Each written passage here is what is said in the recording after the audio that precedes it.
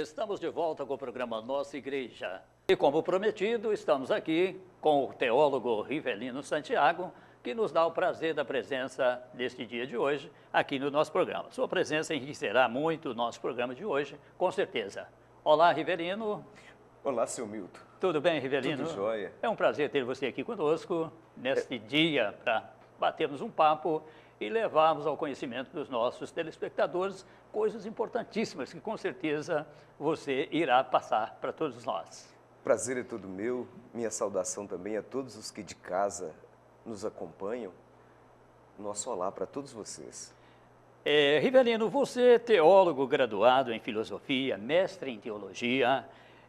Como é que surgiu essa vocação para estudar tanto, especializar-se tanto assim, dessa forma como você especializou-se? Professor de teologia, mestrado em teologia, filosofia. Como é que é isso? Conta para nós. Olha, minha vocação é muitíssimo interessante. Por volta de 1989, eu morava na cidade de Inaque. Inaque pertencia, a comunidade de Inaque, comunidade Santo Antônio, pertencia à paróquia de Açucena.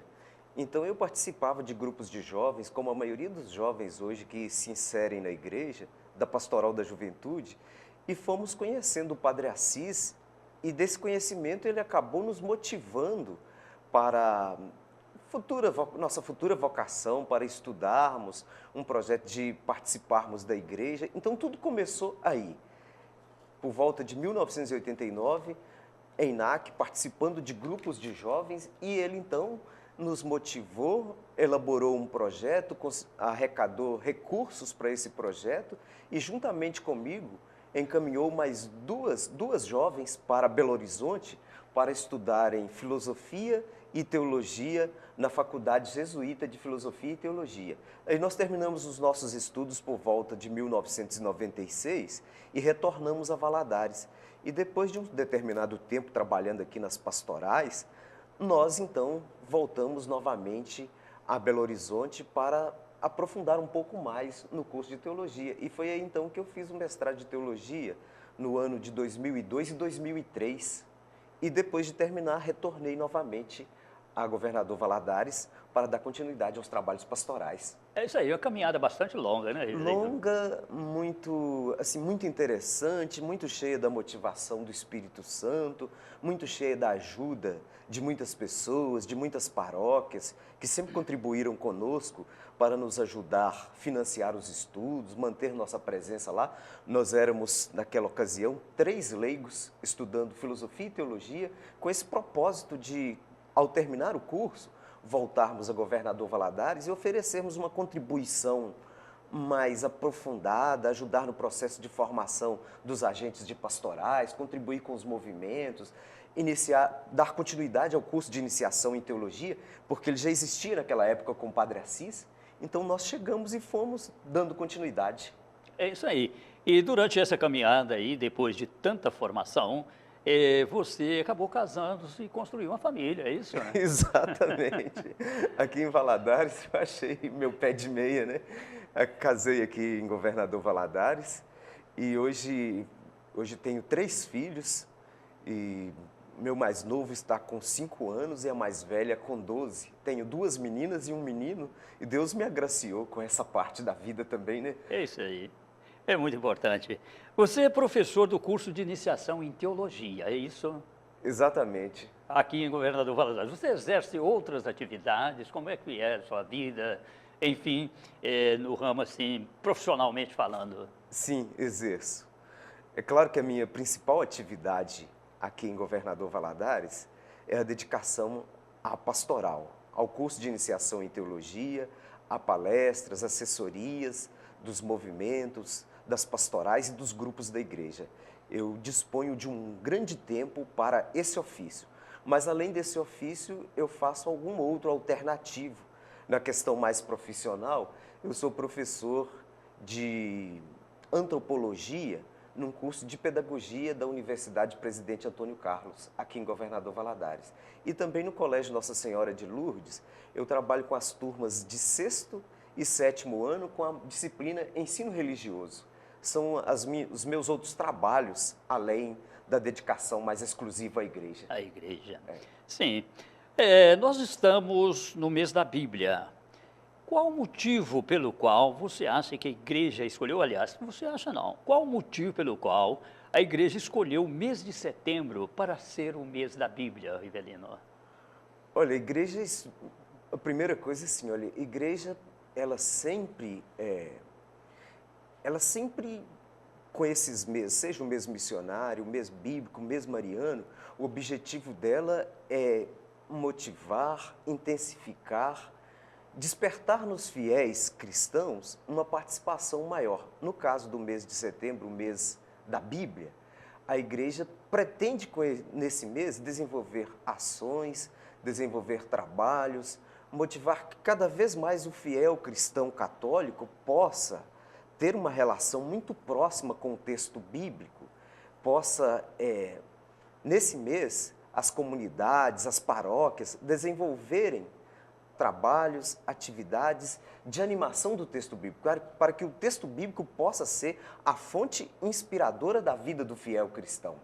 Então, o mês de setembro também está muito ligado a São Jerônimo, né? Ligado a São Jerônimo, Que exatamente. nós podemos dizer assim, um grande estudioso da Bíblia, São Jerônimo fez a tradução da Bíblia, aquela famosa tradução que nós conhecemos como a Vulgata. Isto. Então, São Jerônimo, e durante muito tempo, essa foi a tradução considerada oficial pela Igreja Católica. Então, como uma memória de São Jerônimo, o mês de setembro é dedicado ao mês da Bíblia. Ao mês da Bíblia, exato.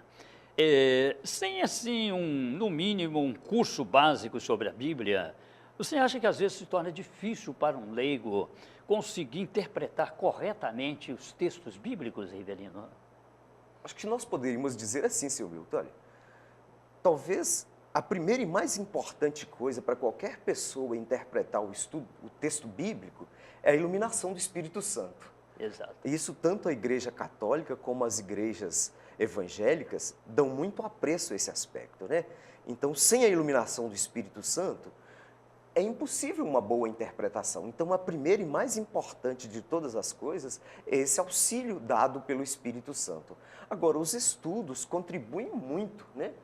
Determinados aspectos históricos, aspectos geográficos, econômicos e políticos que estão por trás do texto bíblico, talvez sem um bom embasamento, sem uma boa preparação, a interpretação daquele texto pode ficar um pouco comprometida, ou talvez, se não comprometida, mas não tão clara, não tão cristalina, não tão transparente, né?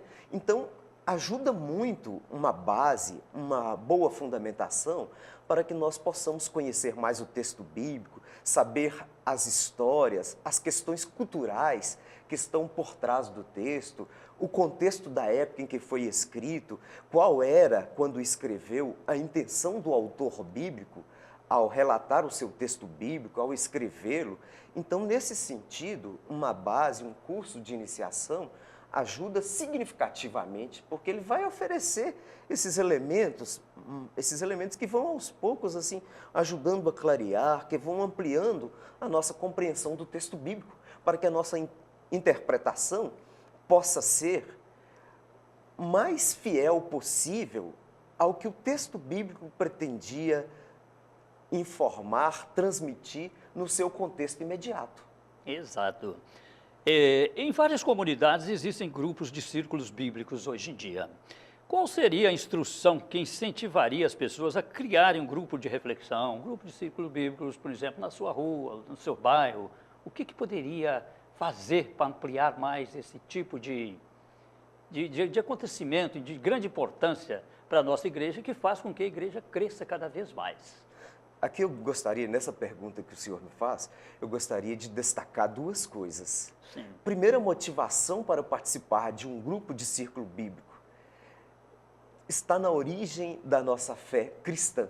As primeiras comunidades cristãs iniciaram uma espécie de círculos bíblicos, de círculos de oração, de grupos que se reuniam em torno da palavra e em torno da fração do pão.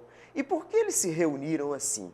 Porque como o cristianismo nasceu dentro do judaísmo, os cristãos a princípio começaram o seu movimento dentro das sinagogas, mas acabaram sendo expulsos das sinagogas ao falarem do nome de Jesus ressuscitado, Messias de Deus. Então, os cristãos foram para as casas e começaram a então se reunir nas casas. Nas cartas de Paulo, por exemplo, nós podemos ver muito esse movimento. A comunidade de Filipos, por exemplo, é uma comunidade que São Paulo reúne com ela à beira do rio, porque lá em Filipos não tinha sinagoga. E depois, da beira do rio, começa a se reunir na casa das pessoas. Então, as primeiras comunidades cristãs nascem aí, como uma espécie de círculo bíblico reunindo na casa para oração, para a partilha da palavra, para a partilha do pão. Então essa é uma motivação, porque retoma essa inspiração inicial da nossa fé cristã, que é imprescindível. E como como o senhor me perguntou, como poderíamos fazer para que os grupos de círculos bíblicos proliferassem, aumentassem mais? Depende muito de cada um de nós, fiel batizado, mas depende também demais dos nossos líderes religiosos, dos nossos párocos, que eles possam motivar cada vez mais esses grupos de reflexão, porque fazem um bem enorme para a igreja. Em alguns documentos da igreja mais recentes, tem se enfatizado demais esse valor dos grupos de reflexão, das pequenas comunidades. É o caso do documento de Aparecida, é o caso das diretrizes da ação evangelizadora da igreja de 2011 para 2015. Em ambos os documentos, há uma motivação para que a igreja retome essa inspiração inicial dos pequenos grupos, se nós quisermos efetivamente que a igreja possa ser uma igreja comunidade de comunidades, uma igreja mais pastoral, uma igreja mais próxima do povo.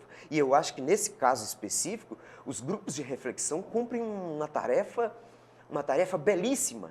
Eles aproximam a igreja das famílias, das casas, das pessoas. Eles possibilitam à nossa igreja essa capacidade de adentrar no lar e poder saber o que se passa ali, de poder motivar de dentro das casas. Muito bem, Rivelino, muito bem explicado. Eu acredito que os nossos telespectadores, nesse programa de hoje, se inteiraram realmente dos motivos principais sobre a Escritura Sagrada. Muito bem explicado. Agora, você imagina que, pelo menos, apesar de existir incrédulos, muitos incrédulos no mundo inteiro, a Bíblia ainda, segundo estatísticas, ainda é o livro mais vendido no mundo inteiro. Você imagina que pelo menos a metade da população universal tem o hábito de ler a Bíblia? Boa pergunta, mas nesse caso eu não teria dados assim para dizer se metade lê. É o livro mais lido. Mais lido no mundo, né?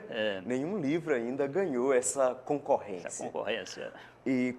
Mas um livro de fato assim, muito lido, mas que precisaríamos intensificar mais a leitura. A igreja fala até de não simplesmente lê-lo, mas de fazer a leitura orante da palavra. Aquela leitura que saboreia o texto, aquela leitura que medita o texto, aquela leitura que traz o texto para a nossa vida. Então nós precisamos, no mês da Bíblia, cultivar mais esse contato com as Sagradas Escrituras, porque é a base da nossa fé.